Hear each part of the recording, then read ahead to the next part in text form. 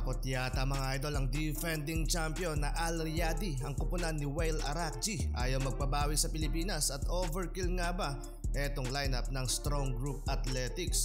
Eto na mga idol ang game schedule ng Strong Group Athletics at Zamboanga Valientes sa 34th Dubai Basketball Championship. Bali hindi mga idol magkakabanggaan ng SGA at Zamboanga Valientes elimination round.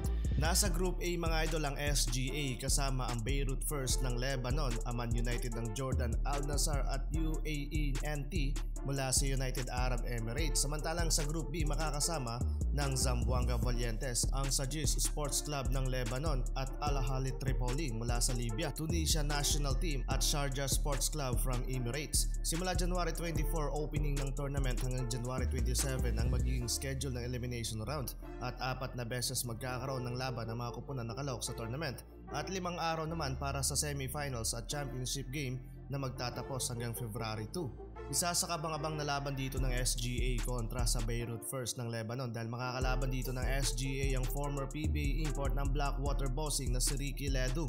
At hindi lang yan mga idol, kabilang sa kanilang roster ang Cameroonian big man 6'11" at ang kamuntikan ng maging import ng Rain Orsay na si Kenny Kaji. Malakas din ito mga idol, napalitan nga lang ni Coach Yeng Giao dahil hindi daw fit sa kanilang sistema na fast-paced attack.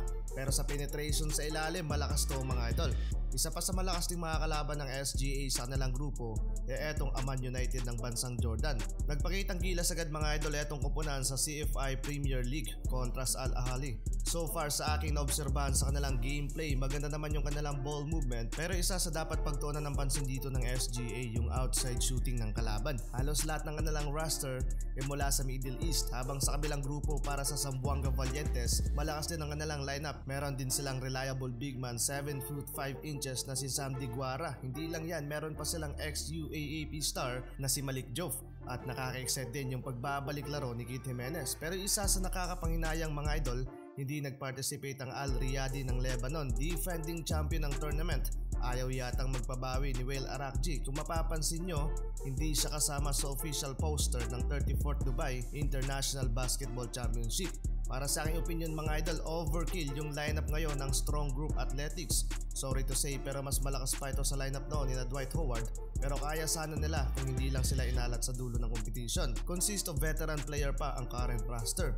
Maraming dapat abangan dito sa SGA katulad ng pagbabalik competition ni Mikey Williams, status sa health and performance ni Renza Bando at sa magiging redemption ng SGA sa tournament at ang magiging game performance ng dalawang star na sina Abando at Mikey Williams. Magandang tandem at chemistry to mga idol at meron pa silang DeMarcus Cousins. Sa iyong prediction mga idol, makukuha kaya ng SGA ang championship title ngayong tournament?